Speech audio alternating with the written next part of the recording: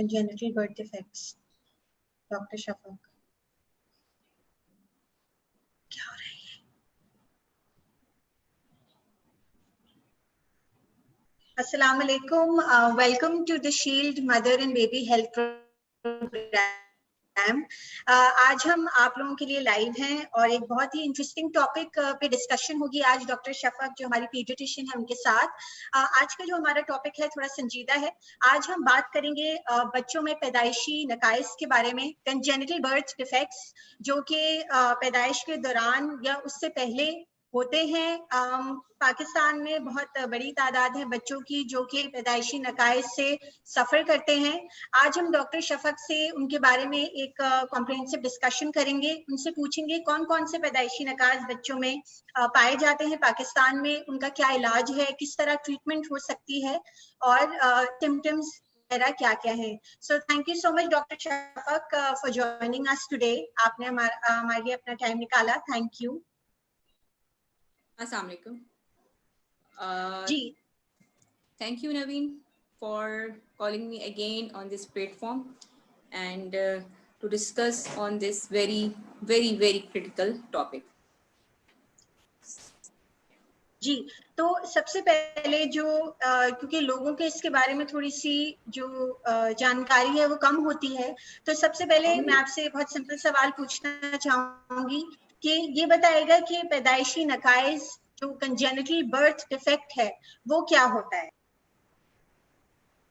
देखिए, बहुत आसान अल्फाज में कंजेनाइटल एनोमलीज कहते हैं उन स्ट्रक्चरल और फंक्शनल डिफेक्ट्स को जो बच्चे को पैदाइशी मौजूद होती हैं एट बर्थ, और ये माँ के हमल के दौरान बच्चे में नुक्स होते हैं।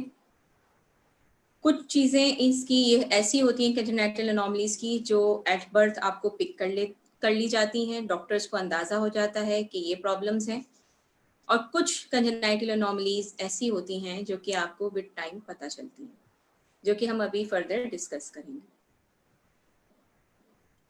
अच्छा, मुझे बताइए कि ये एबनॉर्मलिटी जो हो जाती है बच्चों में ये किस तरह होती है, मतलब ऐसी कौन सी इसके कॉजेज होते हैं जिसकी वजह से ये अकर करती है, और कितने मतलब आप समझते हैं कि कितने फीसद माओं में जो है कभी कोई ऐसी बीमारी की वजह से हो जाता है या कोई और वजूहात है जिसकी वजह से बच्चे में ये बर्थ डिफेक्ट पाया जाता है। देखिए, वजूहात बहुत सारी होती हैं जिनको हम अंडर द हेडलाइन रखते हैं। जैसे कुछ हमारी क्रोमोसोमल एबनॉर्मेलिटीज़ होती हैं जिसकी वजह से ये प्रॉब्लम्स हों, कुछ फंक्शनल डिफेक्ट्स होते हैं, एंजाइम डिफेक्ट्स होते हैं, कुछ जीन डिफेक्ट्स होते हैं। तो there are so many reasons for these congenital anomalies. अच्छा, अब रह जाती है बात कि ये कितने % ऑफ पॉपुलेशन जो है हमारे उसमें कॉमन है। तो अभी तक इसका प्रॉपर डेटा अवेलेबल नहीं है, लेकिन जो भी अभी नेट पर या वैसे भी हमारे बुक्स में अवेलेबल है, टेक्स्ट बुक्स में, वो उसके अकॉर्डिंगली 3% ये कंजेनाइटल एनोमलीज जो है वो प्रिवेलेंट हैं हमारी पॉपुलेशन के अंदर। लेकिन it's not actually 3%, it's increasing with time because हमारे इन्वायरमेंटल फैक्टर्स, हमारी डाइटरी हैबिट्स, और हमें ये पता ही नहीं है कि कौन सी चीज़ें हमें कंज्यूम करनी है ड्यूरिंग प्रेगनेंसी और कौन सी चीज़ें अवॉइड करनी है। ये सब चीज़ें कंट्रीब्यूट करती हैं कंजेनाइटल एनोमलीज के लिए। अच्छा, मुझे बताइएगा कि बहुत सारे फैक्टर्स हैं जैसे आपने कहा कि जिसकी वजह से बर्थ डिफेक्ट्स बच्चों में पाए जाते हैं। अच्छा, इसमें जो माहौलियाती जो अवामिल हैं जिसकी वजह से बर्थ डिफेक्ट्स पाए जाते हैं, क्या ये कितना जो है इम्पैक्ट करते हैं हमारे बच्चों को कि इसमें बर्थ डिफेक्ट्स उनको हो जाएं? देखिए, बहुत इंपॉर्टेंट है, इन्वायरमेंटल फैक्टर्स बहुत ज़्यादा इफेक्ट करते हैं। जैसे बार बार मैं अपने प्रीवियस सेशंस में भी कहती आई हूँ कि आपको अपनी डाइट का बहुत प्रॉपर ख्याल रखना होता है कि आपने अपनी डाइट में क्या कंज्यूम करना है। इसी तरह जब एक माँ हमल से होती है, दौरान हमल उसको क्या क्या चीज़ें नुकसान दे सकती हैं, ये उसे अच्छे तरीके से अंदाज़ा होना चाहिए। उसको अपनी गायनेकोलॉजिस्ट से या प्रॉपर अपनी डाइटिशियन से पूछना चाहिए कि वो क्या चीज़ें हैं जो कंज्यूम कर सकती है ड्यूरिंग हर मैटरनल पीरियड। ताकि वो चीजें वो अवॉइड कर सके जो बच्चे के लिए भी हार्मफुल हैं और उसके लिए भी हार्मफुल हैं। सही। अच्छा, मुझे बताइएगा, आयरन की डेफिशिएंसी बहुत सारी माँ में हो जाती है, कॉमन चीज है, क्या ये चीज कंट्रीब्यूट करती है बर्थ डिफेक्ट्स में या इसका कोई देखिए, लेना देना नहीं है? आयरन का डायरेक्टली कोई लेना देना नहीं है बर्थ डिफेक्ट से। आयरन यूजुअली इस वजह से माँ के अंदर कम हो जाता है ड्यूरिंग प्रेगनेंसी, क्योंकि बच्चे का खून बन रहा होता है, बच्चे के आज़ा बन रहे होते हैं, उसमें आयरन जो है वो बहुत इंपॉर्टेंट रोल प्ले करता है। अगर वो एक्स्ट्रा अमाउंट ऑफ आयरन नहीं कंज्यूम करेगी, वो फूड आइटम्स नहीं कंज्यूम करेगी जो आयरन रिच हैं, तो उससे ये मसला होगा कि बच्चे के तो आज़ा बन रहे हैं, बच्चा तो आज़ा अपना जो उसको चाहिए ग़िज़ा वो माँ से ले रहा है, लेकिन माँ के अंदर वो चीज़ कम हो जाएगी। अच्छा, अगर माँ के अंदर भी वो चीज़ की कमी आ जाए, फिर एक वक्त आता है कि बच्चे को उस चीज़ की कमी होनी शुरू हो जाती है टू अ सर्टेन एक्सटेंट, कि माँ के अंदर अब वो मौजूद ही नहीं है उतनी मिकदार, तो उसकी वजह से बच्चों में IUGR ग्रोथ रिटार्डेशन स्टार्ट हो जाती है intrauterine, which is very important. अच्छा, अब दूसरी चीज आ जाइए कि और दूसरी क्या चीजें हैं। आयरन से ज्यादा हम लोग जो इम्फेसाइज करते हैं, जो गायनिकोलॉजिस्ट और पीडियाट्रिशियन इम्फेसाइज करते हैं मदर को, वो फोलिक एसिड है। फोलिक एसिड की डेफिशिएंसी बहुत इंपॉर्टेंट रोल प्ले करती है मेजॉरिटी ऑफ कंजेनाइटल एनोमलीज में, जो कि हमारे यहाँ बहुत कॉमन है। अच्छा, एक मिसकॉन्सेप्ट ये है कि आप फोलिक एसिड जब भी कंज्यूम करना शुरू करें जब आप प्रेग्नेंट हो, जबकि ऐसा नहीं है। आपको फोलिक एसिड उसी वक्त से कंज्यूम करना है जब आप प्रेगनेंसी अपनी प्लान कर रही हैं, या आप शादी के बाद से ही फोलिक एसिड अपने नॉर्मल रूटीन में कंज्यूम करना शुरू करें। या तो आप एक्स्ट्रा सप्लीमेंट के तौर पे यूज करें, या वो फूड आइटम्स यूज करें जिसमें फोलेट बहुत वाफिर मिकदार में पाया जाता है। तो ये इस तरह से आप फोलेट लिंक जो सारी क्रोमोसोमल या बर्थ डिफेक्ट्स हैं वो आप उसको अवॉइड कर सकते हैं, which are very common in our population. अच्छा, अच्छा, मुझे ये बताइएगा। जी जी, बोलिए। अच्छा, अब आ जाए फोलेट रिलेटेड कौन से हैं प्रॉब्लम्स। अब ये क्वेश्चन आ जाएगा अभी फॉरन कि भाई फोलेट रिलेटेड कौन से प्रॉब्लम्स हैं जो कि हो सकते हैं। तो आपको मैं बताऊं, फोलेट रिलेटेड प्रॉब्लम्स में आ जाते हैं आपके सारे neural tube defects, birth canal defects, जिसमें आपके आ जाता है spina bifida. Main spina bifida को आप इस तरह से नहीं जान सकते, जो कि कॉमन लेमैन है। उसमें यह है कि उनकी बच्चों की रीढ़ की हड्डी में एक डिफेक्ट रह जाता है, वो ज्वाइन नहीं हो पाती हैं, उनको ज्वाइन होना ये पड़ता आप है कह रही रीढ़ हैं की कि हड्डी। स्पेशली आयरन की कमी से होता है? फोलिक एसिड की कमी से होता है, ये फोलेट की कमी से होता है, जो जिस पे मैं एम्फेसाइज कर रही हूँ बार बार कि आप बिफोर प्रेगनेंसी ही स्टार्ट करें। एग्जैक्टली, प्री कंसीविंग जो आपका पीरियड होता है उसमें ही आप फोलेट लेना शुरू कर दें, क्योंकि बाज दफा तो आप प्लान प्रेगनेंसी कर रहे होते हैं, बाज दफा अनप्लान्ड होती है, और majority of the time unplanned ही होती है। तो आपको पता ही नहीं होता है कि आप प्रेग्नेंट हैं अनलेस और अनटिल जब आप टेस्ट कराएं अपना। तो वो जो आपका शुरू के फर्स्ट 2-3 वीक्स होते हैं, 4 वीक्स होते हैं, वो बहुत इंपॉर्टेंट होते हैं माँ के लिए, क्योंकि उसमें ये न्यूरल ट्यूब जो हैं डिफेक्ट्स मेजॉरिटी जो हैं वो होते हैं। अगर आप फोलेट नहीं लेंगी तो वो न्यूरल ट्यूब डिफेक्ट्स के चांसेस बढ़ जाते हैं, क्योंकि अगर माँ के अंदर फोलिक एसिड की कमी है तो फिर अल्टीमेटली वो बेबी के अंदर ये डिफेक्ट्स प्रोड्यूस करेगा। सही। अच्छा, हमारे पास एक जो है हमारी एक यूजर का सवाल आया है जो मैं आपसे पूछना चाहूंगी। वो कहती है कि माय सन, जो उनका बेटा है, वो 1.6 इयर्स का है और उसकी जो हेड की हड्डी है, head bone is not fully covered. कहती है कि उनकी सर पे थोड़ा सा सॉफ्ट पार्ट है, तो वो क्या पूछ रही है क्या ये नॉर्मल है? सॉरी, मुझे एज दोबारा बताएंगी इस बच्चे की? एज क्या है? 1.6 इयर्स। 1.6 इयर्स। It's normal. देखिए, वो जो कह रही है ना, वो हड्डी जो उनकी कवर्ड नहीं है और वो सॉफ्ट पार्ट है, वो बेसिकली उसका एंटीरियर फॉन्टेनेल है। एंटीरियर फॉन्टेनेल जिसको हम तालू कहते हैं आम जबान में।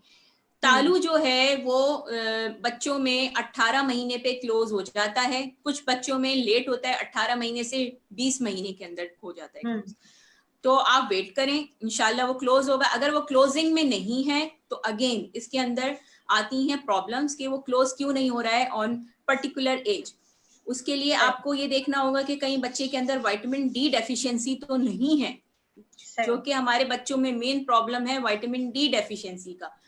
क्योंकि विटामिन डी डेफिशिएंसी होगी तो उसकी जो एंटीरियर फॉन्टेनेल है, उसका जो तालु है वो बंद नहीं होगा और उसको प्रॉब्लम्स आएंगी, मजीद बोन डिफेक्ट्स होंगे और मजीद प्रॉब्लम्स आएंगी, इंटेलेक्चुअल प्रॉब्लम्स भी आएंगी। तो आपको अपने पीडियाट्रिशियन को फिर कंसल्ट करना पड़ेगा कि अगर वो क्लोज बिल्कुल नहीं हो रहा है, मतलब बिल्कुल वाइड ओपन है। तो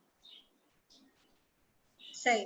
तो विटामिन डी डेफिशिएंसी के लिए वो बच्चे को क्या खिलाएं, आप क्या रिकमेंड करेंगी?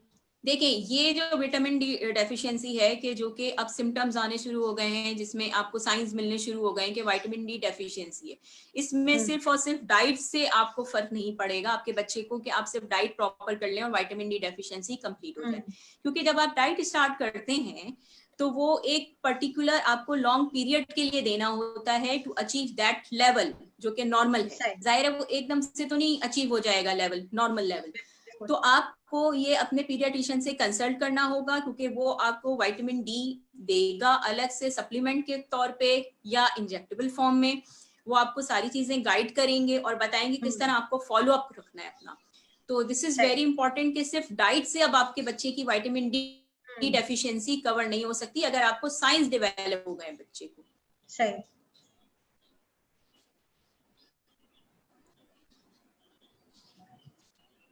ठीक।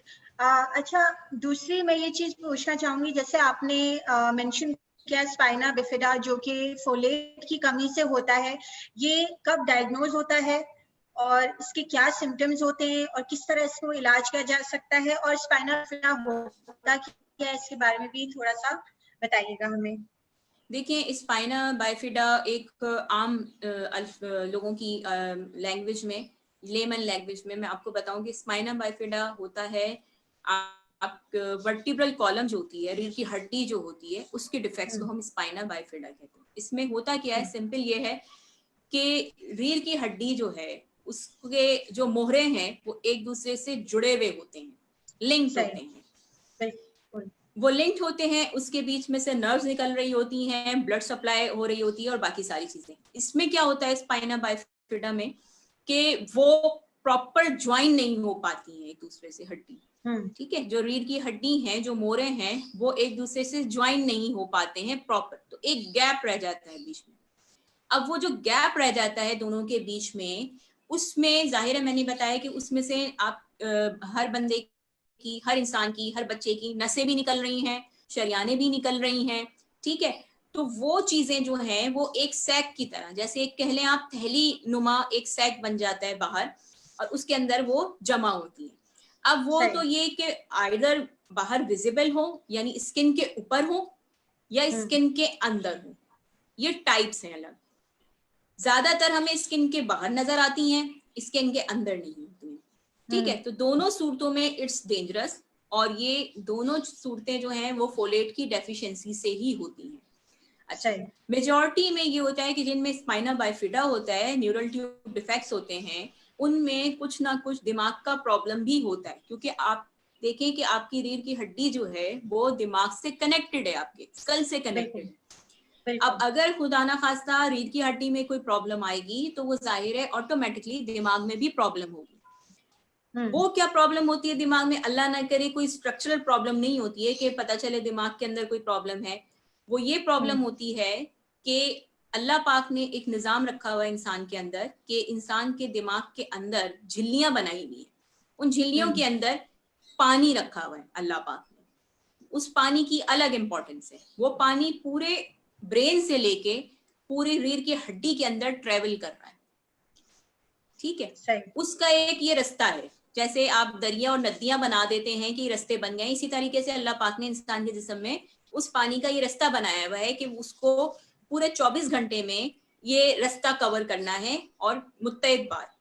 ठीक है, वो पूरे ब्रेन से चक्कर लगाता हुआ वर्टिब्रल कॉलम से चक्कर लगाता, फिर वर्टिब्रल कॉलम से रीढ़ की हड्डी से फिर दोबारा दिमाग में जाता है।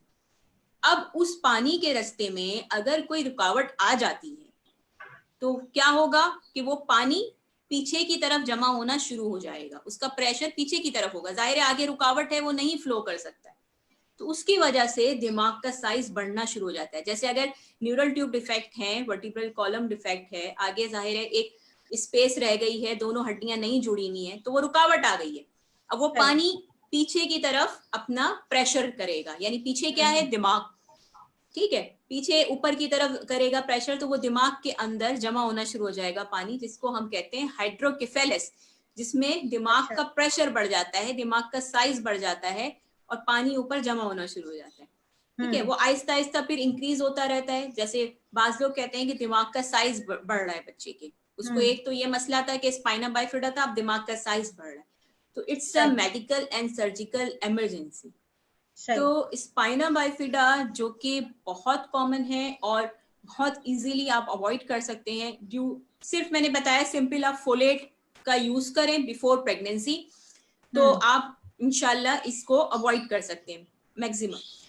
तो ये बहुत एक बिल्कुल ही क्या कहते हैं पेरेंट्स के लिए बहुत पेनफुल सिचुएशन होती है, क्योंकि ये सिर्फ एक दफा नहीं सही होता है, ये प्रॉब्लम पूरी जिंदगी रहती है ज्यादातर बच्चों में इन पाकिस्तान। वो फिर बर्थ डिफेक्ट आप करेक्ट नहीं कर सकते, कंप्लीटली करेक्ट नहीं कर सकते।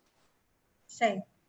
अच्छा, एक और हमारी जो यूजर है उनका सवाल आया है कि अगर ड्यूरिंग प्रेगनेंसी उनका एचबी लेवल जो है वो लो है, 10.4 तक हो गया है, तो क्या ये ठीक नहीं है? एक तो ये सवाल है। फिर पूछ रही हैं डॉक्टर ने कहा है कि आयरन की ड्रिप लगवाएं, तो क्या ड्रिप लगवाना जरूरी है? देखिए, मैं फिर ये बात करूंगी कि अगर आप अकेली होती ना, आप प्रेग्नेंट नहीं होती, 10 पे आपको कोई सजेस्ट नहीं करता कि आप कोई ट्रीटमेंट लें। But the thing is that कि आपका बच्चा पूरी तरीके से आप पर मुनहसर है, डिपेंडेंट है वो भी, जब तक वो दुनिया में नहीं आ रहा है उसको वो सारी चीजें आपके ही जिस्म से प्रोवाइड होंगी, ये कुदरत का निजाम है। जब वो चीज आपके अंदर ही कम है तो जाहिर है वो बच्चे को भी कमी रह जाएगी, बच्चे की ग्रोथ मसला करेगी, बच्चे की जो अंदर डेवलपमेंट हो रही है उसको थोड़ा सा प्रॉब्लम होगा। तो अगर आप अकेली होती, कोई आप प्रेग्नेंट नहीं होती, एक सिंपल वुमेन होती, तो आपके लिए 10 के ऊपर कोई आपको नहीं कहता, इंडिकेट करता कि आप ट्रीटमेंट लें। लेकिन क्योंकि आप प्रेग्नेंट हैं, आपका एचबी कम से कम, तो ये एचबी क्योंकि हीमोग्लोबिन आपका कम है, तो आपकी डॉक्टर आपको सही सजेस्ट करेंगे कि आप आयरन लगाएं। क्योंकि अगर आप इस टाइम पे, क्योंकि ये आपका जो पीरियड है मेरे ख्याल से ये आपका सेकंड ट्राइमेस्टर से अबव का पीरियड है, अगर इस टाइम पे आप कंजम्पशन स्टार्ट करेंगी, आयरन की मेडिसिन लेना शुरू करेंगी, तो इट टेक्स टाइम कि वो उतना लेवल अचीव करे आपकी बॉडी का, तो वो 1 महीना 2 महीना लगेगा उसको वो लेवल नॉर्मल अचीव करने के लिए। जबकि अगर आप आयरन आईवी ले लेती हैं, ड्रिप लगा लेती हैं, तो उससे वो लेवल अचीव होने में जल्द यानी वो अचीव हो जाएगा जल्दी वो लेवल। तो बेहतर है कि आप आयरन की ड्रिप लगवाएं। आई होप आपको आपका जवाब मिल गया हो। जैसे डॉक्टर शफक ने रिकमेंड किया कि ड्रिप लगवाना जरूरी है और आपकी सेहत के लिए बेहतर है। अच्छा, आगे बढ़ते हैं। डॉक्टर शफक, इसके अलावा कौन सी कॉमन कंजेनिटल बर्थ डिफेक्ट्स हैं जिसके जो आपने खुद भी अपने टेन्योर के ड्यूरिंग देखे हुए हैं? और हम थोड़ा सा जेनेटिक डिफेक्ट्स पे भी बात करेंगे, तो ये बताइएगा कि और कौन से कॉमन जो है इंक्लूडिंग जेनेटिक डिफेक्ट्स आपने देखें। अब जो आते हैं इसके अंदर डिफेक्ट्स वो आते हैं अब क्रोमोसोमल एबनॉर्मेलिटी के अंदर, जैसे डाउन सिंड्रोम। डाउन सिंड्रोम हमारी पॉपुलेशन में अब कॉमन होता जा रहा है। एक मिसकॉन्सेप्शन ये है डाउन सिंड्रोम के लिए कि वो कहते हैं एज रिलेटेड है, अब एज रिलेटेड भी नहीं है ये डाउन सिंड्रोम। ठीक है, डाउन सिंड्रोम अब 25 साल की फीमेल अगर प्रेग्नेंट हो रही है उसमें भी हो सकता है, और चांसेस 35 इयर्स की फीमेल को भी है, लेकिन चांसेस जाहिर है परसेंटेज 35 के लिए हाई है as compare to 25 years old के लिए। सही। तो अच्छा, बहुत इसकी कोई कॉमन है। खास वजह कि एज की वजह से डाउन सिंड्रोम का जो चांसेस इंक्रीज हो जाते हैं? देखिए, ये क्रोमोसोमल एबनॉर्मेलिटी है, अल्लाह पाक की तरफ से है। ठीक है, ये सर्टेन हमारे जेनेटिक डिफेक्ट्स हैं जिसकी वजह से ये प्रॉब्लम्स आती हैं। इसके लिए अभी कोई भी इस तरह की चीज नहीं है कि नॉन डिसजंक्शन क्यों होता है, क्रोमोसोमल एबनॉर्मेलिटीज क्यों होती हैं।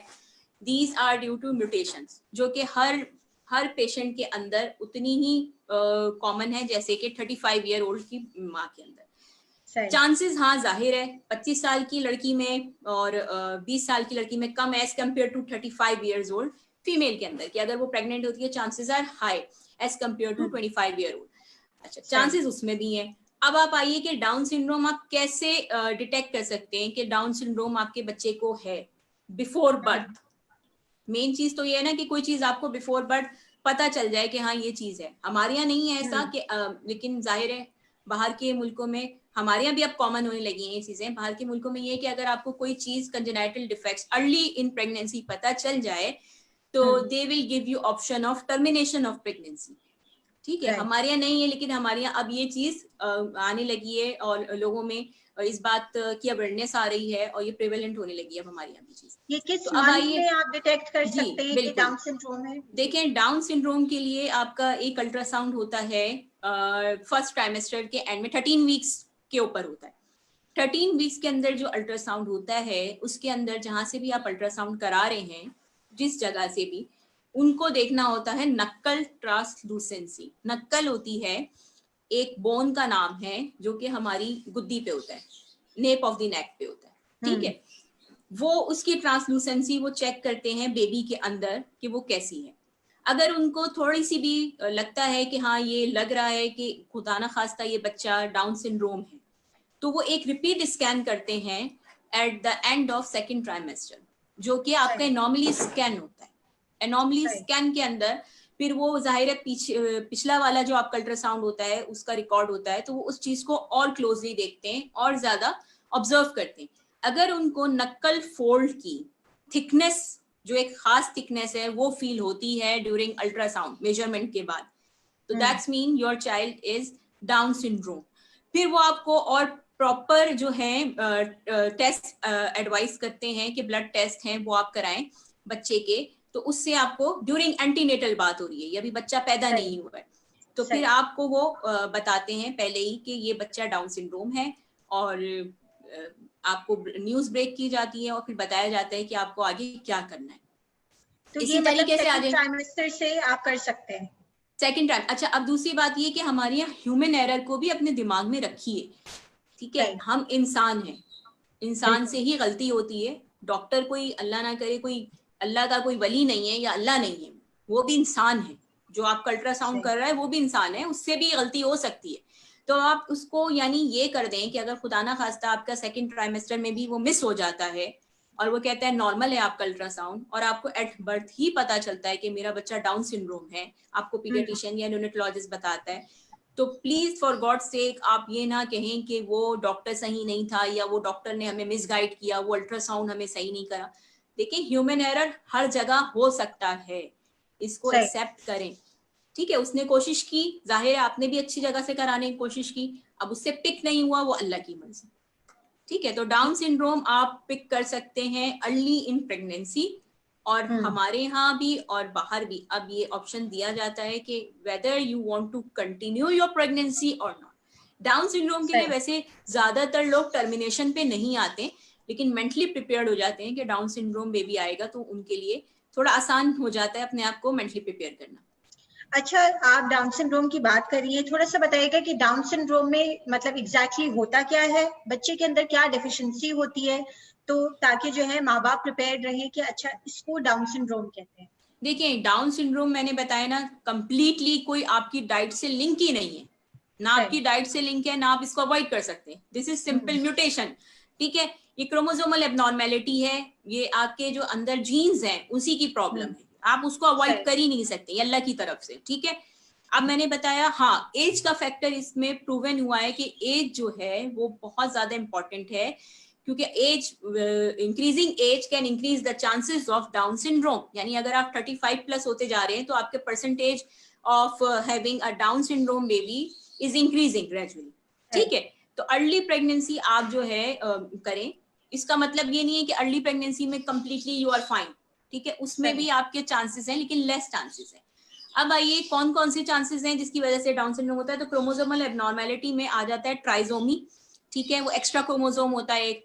फिर आते हैं नॉन डिस्जंक्शन, उसमें भी प्रॉब्लम होता है, ट्रांसलोकेशन, यानी ये सारी चीजें हैं जो कि डाउन सिंड्रोम करती हैं, सिर्फ एक चीज नहीं है वजह।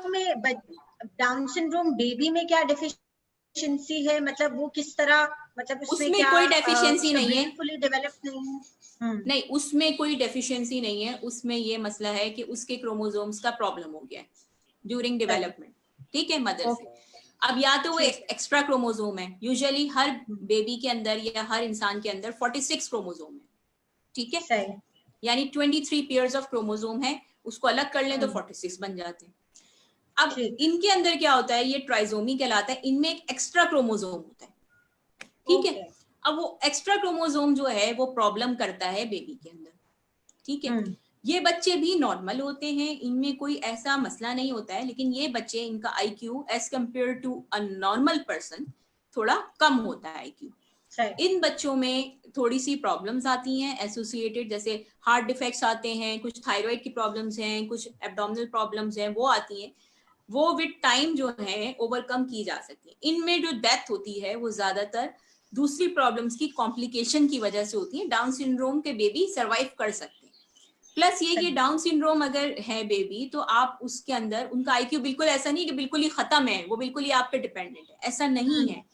उनका लो आईक्यू होता है तो आप उनको कोई एक हुनर सिखा सकते हैं, टेक्निकल आप उनको कोई चीज सिखा सकते हैं। जैसे अगर मेल है तो आप उसको समझा सकते हैं ताकि वो आगे अपनी जिंदगी गुजार सके। विद टाइम जब वो आगे बड़ा होता है, एडल्ट बन जाता है, तो उसको कोई ऐसा हुनर सिखा दें कि वो अपनी जिंदगी गुजार सके। इसी तरीके से फीमेल के लिए, फीमेल ये है कि आप घर की जो घर गृहस्थी है वो सिखा सकती हैं, आप उसे, उसको अपनी हाइजीन का तरीका बता सकती हैं कि अपनी हाइजीन किस तरह मेंटेन रखनी है उसने। तो डाउन सिंड्रोम का मतलब ये नहीं कंप्लीटली मेंटली रिटार्डेड बच्चा है वो, लेकिन हाँ नॉर्मल पर्सन से उसका आईक्यू कम होता है, वो प्रोफेशनल लाइफ नहीं ले सकता अपनी, ऐसे जैसे मेडिकल कॉलेज में नहीं जा सकता है, वो इंजीनियरिंग कॉलेज में नहीं जा सकता है। लेकिन ऑन द अदर हैंड आप उसको कोई टेक्निकल कॉलेज में डाल दें ताकि उसकी लाइफ पूरी सेटल हो जाए। सही। अच्छा, एक और है हमारी शील्ड की यूजर जिन्होंने एक और सवाल किया है, कहती है जो बच्चों का सर बढ़ जाता है 9 या 10 मंथ्स में, ये किस चीज की डेफिशिएंसी से होता है? देखें, फिर मैं बता रही हूँ अगेन, नॉर्मल भी होता है कि बच्चों का सर बड़ा हुआ है, आप उसको मिसगाइड ना करें कि भाई आप मेरी लेक्चर से या मेरे आप सेशन से ये आप मिस ना ले लें कॉन्सेप्ट कि हाँ भाई ये हर दफा ही कोई एबनॉर्मल चीज है कि आपका साइज बढ़ रहा है। सर, नॉर्मल बच्चों में भी साइज बढ़ता है, वो एक पीडियाट्रिशियन ही देख सकता है कि वो साइज किस हिसाब से बढ़ रहा है और कितना बढ़ रहा है, ठीक है। अगर वो नॉर्मल रेंज में है तो दैट्स मीन इट्स नॉर्मल, सिर्फ आपकी काउंसलिंग नीडेड है। अगर वो लगता है उसको दूसरी चीजें देख के भी, यानी पीडियाट्रिशियन को एग्जामिनेशन करने के बाद पता चलता है बच्चे का प्रॉपर कि नहीं बच्चे को और भी प्रॉब्लम है जो कि इस साइज से लिंक की जा सकती है, तो डेफिनेटली वो फिर आपको बताएंगे कि क्या प्रॉब्लम है। जैसे विटामिन डी डेफिशिएंसी जो है हमारे यहाँ सबसे मेन कॉमन है हेड साइज इंक्रीज होने का, या जो आप अभी आपने पूछा तालू ना बंद होने का, लेट तालू बंद होने का। तो अगर आप के बच्चे में विटामिन डी डेफिशिएंसी है और आपका पीडियाट्रिशियन आपको बता रहे हैं, गाइड कर रहे हैं, तो आप उसको फॉलो करेंगे तो वो साइज नॉर्मल पे आ जाएगा विद टाइम।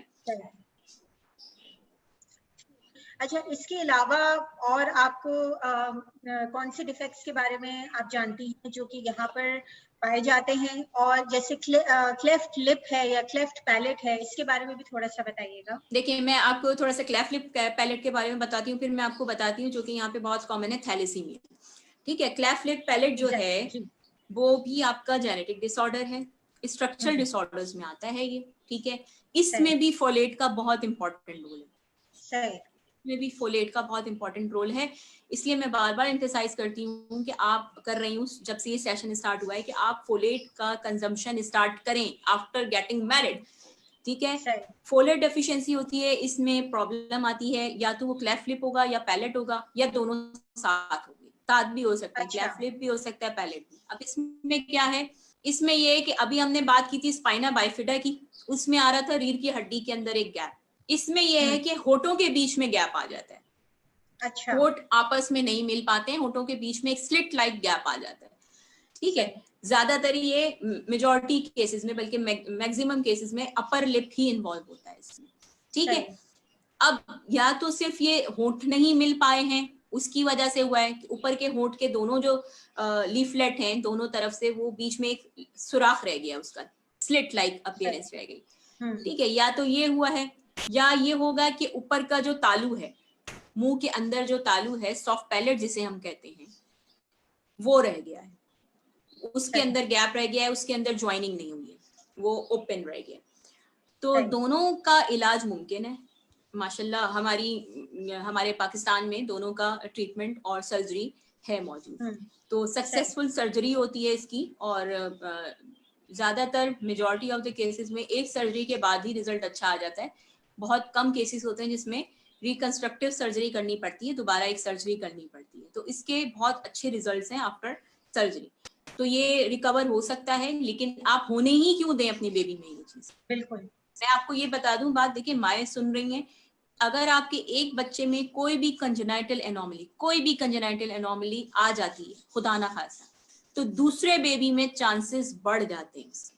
अच्छा जी सही। और अगर 2 बेबीज में आपके कंजेनाइटल एनोमलीज आ गई हैं तो तीसरे में 50% चांसेस हैं कि वो एनोमली मौजूद हो। अच्छा अच्छा, ये ठीक है, किस वजह से होता है कि चांसेस बढ़ जाएं? अगर माँ ने चांसेस फॉलेट लेना शुरू कर दिया उसके बाद भी आपको लगता है चांसेस हैं? देखिए, एक चीज अगर हम बात करें ना क्रोमोसोमल एबनॉर्मेलिटी की, अगर एक बच्चे में आ गई है ना वो क्रोमोसोमल एबनॉर्मेलिटी, म्यूटेशन हो चुका है, दूसरे में वो म्यूटेशन के चांसेस बढ़ जाते हैं। कि वो सही होता है ना कि एक गलती मुझसे हो गई है तो दूसरी गलती के चांसेस मेरे हैं कि मैं कर लूंगी वो गलती, सही। क्योंकि मैं ठीक। रूटीन में हूँ। ठीक है, तो हम्म इसलिए शुरू की फर्स्ट प्रेगनेंसी में ही आप इसको बहुत उससे लें, मतलब इसको लाइट ना लें, बहुत अच्छे हम्म। तरीके से इसको हैंडल करें और इंशाल्लाह फिर आगे अच्छी होगी। अब आ जाते हैं थैलेसीमिया में, थोड़ी सी बात कर लेते हैं, टाइम हमारे पास कम है लेकिन हम थैलेसीमिया करेंगे क्योंकि थैलेसीमिया अच्छा, बहुत एक कॉमन है। सवाल मैं करना चाहूंगी आपसे कि क्लेफ्ट लिप या क्लेफ्ट पैलेट जो होता है वो ड्यूरिंग अल्ट्रासाउंड वगैरह डिटेक्ट नहीं कर सकते? आफ्टर बर्थ ही पता चलता है? कर सकते हैं, बिल्कुल कर सकते हैं। देखें, जितनी भी एनॉमलीज है ना, क्रोमोसोमल एबनॉर्मेलिटीज को हम्म छोड़कर, हम्म हम्म हम्म और क्रोमोसोमल एबनॉर्मेलिटीज में से भी मेजॉरिटी ऑफ द एनॉमलीज आपकी अल्ट्रासाउंड में डिटेक्ट हो जाती है। लेकिन मैं फिर हम्म, यही कहना चाहूंगी कि अल्ट्रासाउंड करने वाला भी एक इंसान है, सही। वो बेबी आपके अंदर है और वो हम्म उस बेबी को विजुअलाइज कर रहे होते हैं थ्रू प्रोब। हम्म, ठीक है, अब वो बेबी किस पोजीशन में है, किस तरह से है, कुछ चीजें मिस आउट हो जाती हैं। ठीक सही। है, आप कराएं, बहुत अच्छी जगह से अपना अल्ट्रासाउंड कराएं, नॉर्मली स्कैन कराएं, लेकिन हर जगह के चांसेस हैं कि कोई ना कोई वहां पे हो सकता है कि जो डॉक्टर करने वाला है उसके चांसेस हैं कि वो चीज छोड़ दे, वो चीज उसको सही। पिक ना कर सके वो। ओके। तो हमेशा अपने आप को मेंटली प्रिपेयर रखिए कि जब तक बेबी दुनिया में नहीं आ जाता, जब तक बेबी पीडियाट्रिशियन नहीं देख लेता, न्यूनेटोलॉजिस्ट नहीं देख लेता, जब तक ये मत सोचिए कि आपका बेबी, अब तो मैंने अल्ट्रासाउंड करा लिया है, मेरा बेबी बिल्कुल ओके। ठीक है, अल्लाह हम्म पाक के ऊपर ज्यादा भरोसा करें, इंसान क्या चीज है। तो सारी चीजें आपकी spina bifida, cleft lip, cleft palate आपके अल्ट्रासाउंड में डिटेक्ट हो जाता है। हो लेकिन जाती है। इलाज उसका वही है कि एक दफा हो गया तो आपको सिर्फ मेंटली प्रिपेयर कर रहे होते हैं वो कि ये चीज हमें नजर आई है अल्ट्रासाउंड में, जब पैदा होगा बच्चा तो देखेंगे कि कितनी हद तक है ये चीज और इसके क्या ट्रीटमेंट सजेस्ट करते हैं आपके पीडियाट्रिक सर्जन और पीडियाट्रिशियन। सही। अच्छा, इसकी जो सर्जरी है वो कितने महीने बाद हो सकती है? It's safe to do a surgery आपको लगता है? देखिए, मसला ये है कि क्लेफ्ट लिप और पैलेट वाले जो बच्चे होते हैं ना, उनके लिए मसला ये होता है कि उससे मसला नहीं होता क्लेफ्ट लिप पैलेट से, उनको ये मसला होता है कि वो एस्पिरेट कर लें। एस्पिरेट का मतलब ये होता है कि दूध जब वो ले रहे होते हैं और सक कर रहे होते हैं, जाहिर है, तो उस वक्त जो है प्रॉब्लम आती है कि वो दूध जो है सांस की नाली के अंदर जाए और सांस की नाली के थ्रू वो सीने के अंदर जाए, तो बार बार इन बच्चों में इन्फेक्शन के चांसेस होते हैं कि वो निमोनिया डेवलप करते हैं, जिसे हम एस्पिरेशन निमोनिया कहते हैं। तो बच्चे की हालत के ऊपर भी है कि ज्यादातर जो कंसल्टेंट्स होते हैं, पीडियाट्रिक सर्जन होते हैं, वो उसको 3 मंथ 6 मंथ तक डिले करते हैं, क्योंकि सही। उस वक्त तक बच्चे का वेट प्रॉपर हो जाता है। वो जाहिर है ये चीज आप नॉर्मल सिंपल लोकल एनेस्थीसिया दे के, लोकल सुन करके तो नहीं कर सकते ना, इसके लिए आपको जनरल एनेस्थीसिया देना होता है, बच्चे को बेहोशी की तरफ ले जाना। तो वो बिल्कुल। ये देखते हैं कि बच्चा फिजिकली भी इतना फिट है कि नहीं है कि वो इस ऑपरेशन के लिए जा सके। तो सही। ज्यादातर जो पीडियाट्रिक सर्जन होते हैं वो 3 मंथ 6 मंथ तक टाइम निकालने की कोशिश करते हैं। सही। लेकिन जब जाहिर है बार बार प्रॉब्लम्स आ रही हो तो फिर उनको अर्ली सर्जरीज करनी पड़ती हैं, अगर सही। बेबीज के अंदर प्रॉब्लम्स आ रही हो क्लेफ्ट लिप और क्लेफ्ट पैलेट से।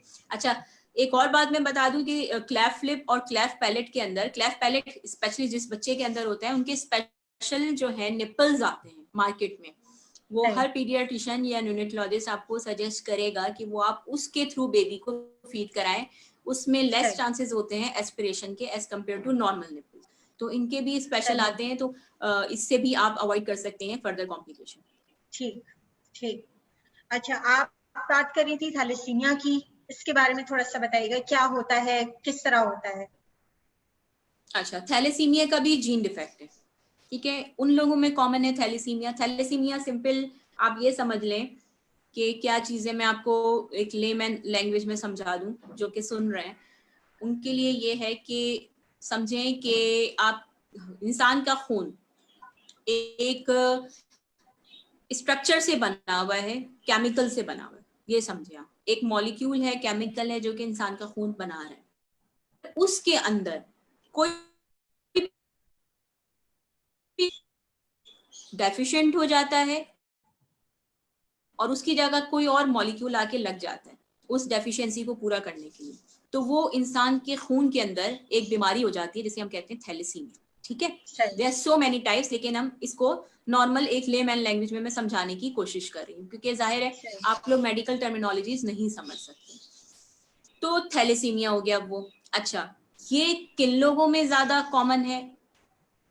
ज्यादा कॉमन ये उन लोगों में है जो कि फैमिली मैरिजेस करते हैं, कजन मैरिज करते हैं, ठीक है।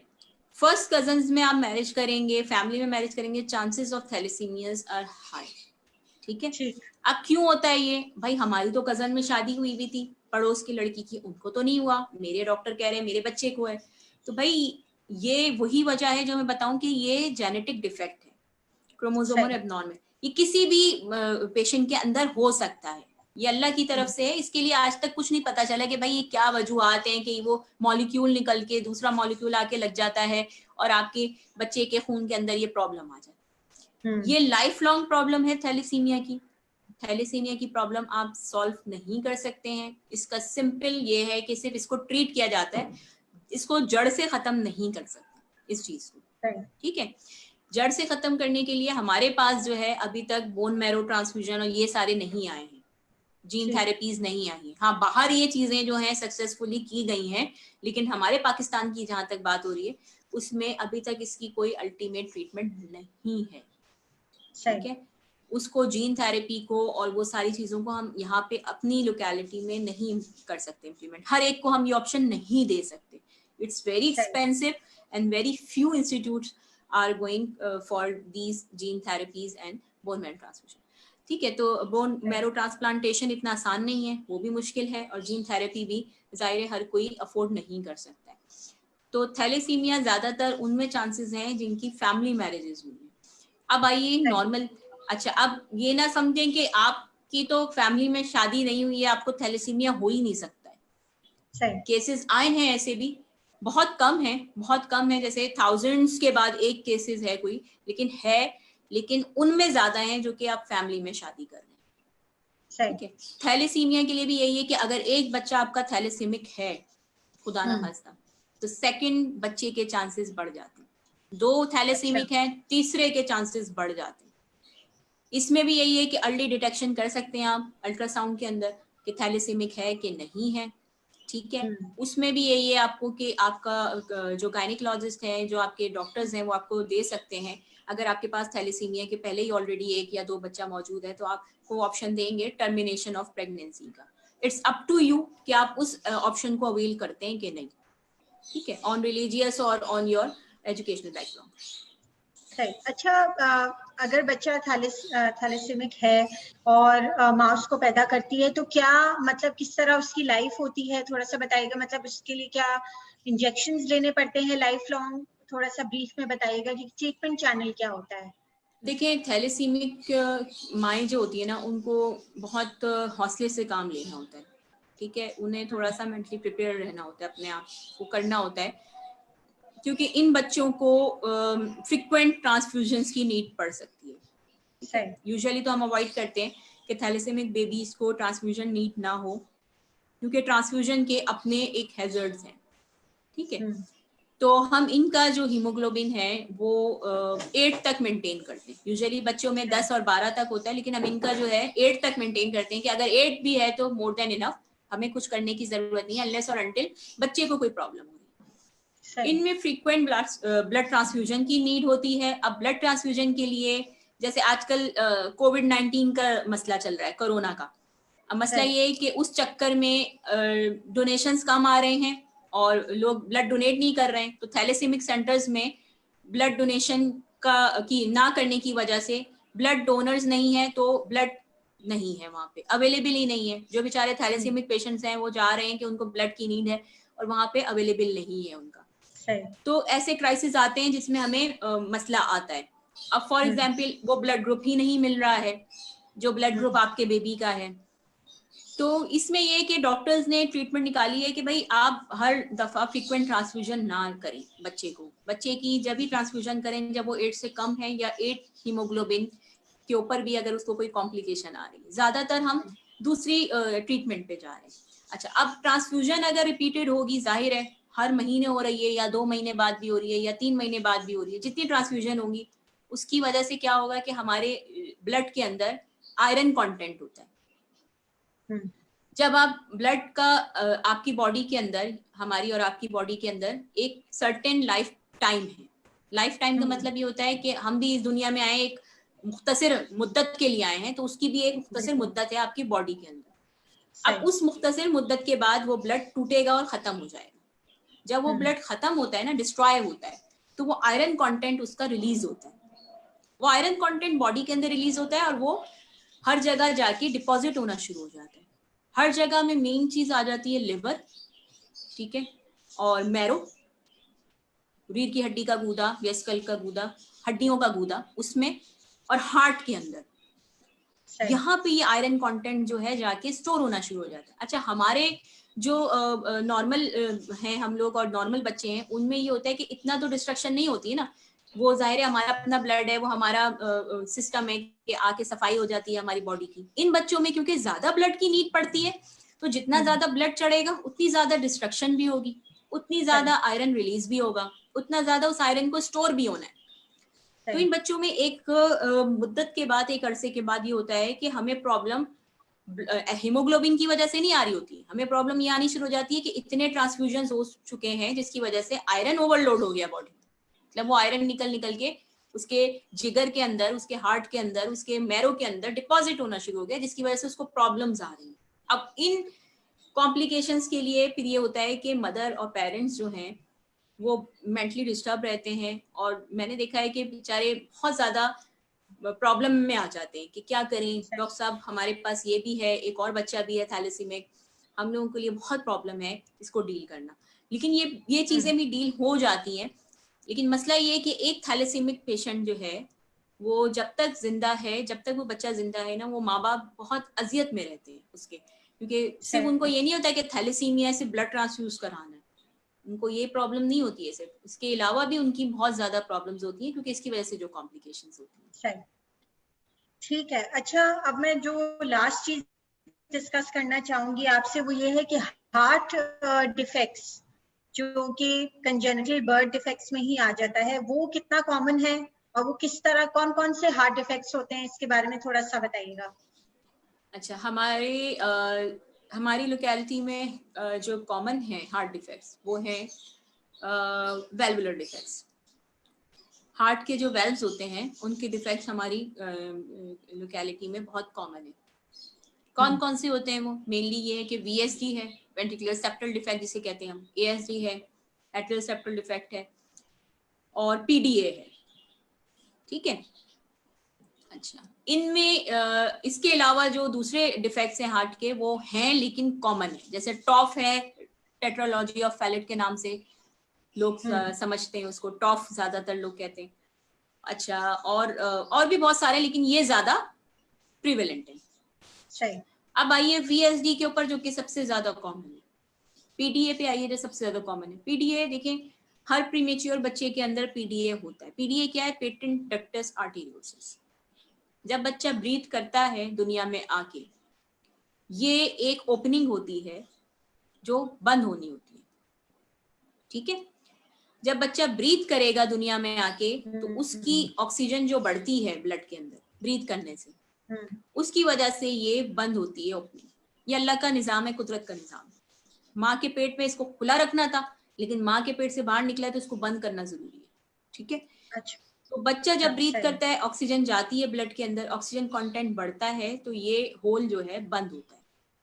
मेजॉरिटी ऑफ द चिल्ड्रन के, न्यूनेट्स के अंदर ये बंद होता है। अब आ जाइए प्री टर्म के अंदर, प्री मेच्योर के अंदर। प्री टर्म और प्री मेच्योर बच्चे जो होते हैं, जो वक्त से पहले पैदा हो रहे हैं, ठीक है, उनके साथ कोई प्रॉब्लम हो गई है मदर के साथ कि बच्चे को जल्दी अर्ली जो है डिलीवर करना पड़ा है, उनमें ये होता है कि ऑक्सीजनेशन इतनी अच्छी नहीं हो पाती है और इतना मेच्योर नहीं होती है वो ओपनिंग।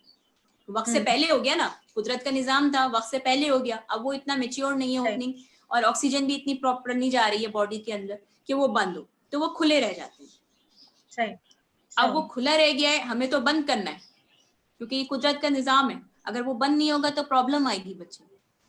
तो इसका कोई वो नहीं है, इसके लिए कोई खुदा ना खासा में सर्जरी के लिए नहीं जाना पड़ता है, प्रॉपर एक मेडिसिन देनी होती है, लेकिन इसको डिटेक्ट करना अर्ली बहुत जरूरी है। डिटेक्ट कैसे होगा? बच्चा पैदा हुआ है, अगर प्रॉब्लम आ रही है, आपका न्यूनेटोलॉजिस्ट आपको सजेस्ट करेगा कि आप एक एको करा लें बच्चे का, एको कराया, उसमें पीडीए आ गया, पीडीए वो बंद कर देंगे, वो मेडिसिन के थ्रू बंद कर देते हैं। फिर एक रिकवरी पे एक और एको कराते हैं आपका 3 मंथ्स पे या 4 वीक्स के बाद बच्चे का, तो उसमें पता चल जाता है कि पीडीए क्लोज हो गया। ये तो आ गया पीडीए, जो कि बहुत कॉमन है। दूसरा है एक common VSD, ventricular septal defect जिसे हम कहते हैं। अब ये क्या है? ये है कि भाई आप दिल के अंदर कमरे बने हुए, ऐसा अंदाजा लगा लें कि दिल में कमरे बने हुए, उन कमरों के बीच में जैसे हमारे दरवाजे हैं ना, दिल में वो वेल्व लगाए, झिल्लियां हैं, उन वेल्व का बंद होना बहुत जरूरी है। आप कमरे से निकलते हैं दूसरे कमरे में तो अपना कमरा बंद करके निकलते हैं ना। अब अगर दूसरे कमरे में पानी भर रहा है तो जाहिर है आप कोशिश करेंगे इस कमरे में ना आए, ठीक है। तो अल्लाह पाक ने ये निजाम रखा है कि एक तरफ अगर कमरे में दिल के खून आ रहा है तो दूसरी तरफ ना जाए, या एक तरफ अगर खराब खून आ रहा है बॉडी से तो दूसरी तरफ ना जाए वो खराब खून, और पाक खून के अंदर ना मिक्स हो, तो उसको हम कहते हैं एक वेल्व है। वेंट्रिकुलर सेप्टल डिफेक्ट में क्या होता है? उस वेल्व के अंदर एक सुराख रह जाता है, सुराख रह जाता है, जिसकी वजह से क्या होता है? मिक्सिंग ऑफ ब्लड होना शुरू हो जाती है। मतलब ये कि दिल का एक तरफ का हिस्सा जहां आपका गंदा खून आ रहा है बॉडी से, और दिल का एक तरफ का हिस्सा जहां आपका साफ खून आ रहा है फेफड़ों से, उसके बीच में सुराख रह गया है दीवार में, और वो आपस में मिक्स हो रहा है। ज्यादातर वीएसडी वाले केसेस ये होते हैं, वेंट्रिकुलर सेप्टल डिफेक्ट, वो रिकवर हो जाते हैं ऑटोमेटिकली, उनको कोई प्रॉब्लम नहीं होती है, उनको भी टाइम जो है टाइम दिया जाता है 6 मंथ्स का, 1 ईयर का, आप दोबारा रिपीट एको कराएं, उसमें ज्यादातर ये होता है खुद ही हील हो जाते हैं, खुद ही बंद हो जाते हैं, ठीक है, कुदरत का निजाम। बहुत कम ऐसे हैं जिनको सर्जरी नीडेड होती है, वो भी 1 ईयर के बाद हम सजेस्ट करते हैं कि 1 ईयर के बाद आप सर्जरी करवाएं, ठीक है। तो ये दो तो बहुत इंपॉर्टेंट हैं जो कि मैंने बताना जरूरी समझा कि ये ज्यादातर बच्चों में यही निकलता है, और लोग बहुत परेशान हो जाते हैं कि मेरे बच्चे में कंजेनाइटल हार्ट डिफेक्ट आ गया है, अब क्या होगा, अब क्या नहीं होगा। तो ये दोनों बहुत इजीली कवर हो जाते हैं। Thank you so much doctor Shafaq. अभी हमारे पास थोड़ी सी शॉर्टेज है टाइम की, लेकिन it was a great session. Thank you so much for joining us. बहुत वैल्यूएबल इंफॉर्मेशन थी। आई एम श्योर जिन्होंने भी सवाल किए और जो लोग भी सुन रहे थे उनके लिए यूजफुल रहा होगा। प्लीज हमारे नेक्स्ट सेशन में हमें जरूर ज्वाइन करिएगा। Thank you so much doctor Shafaq. Thank you. Allah Hafiz.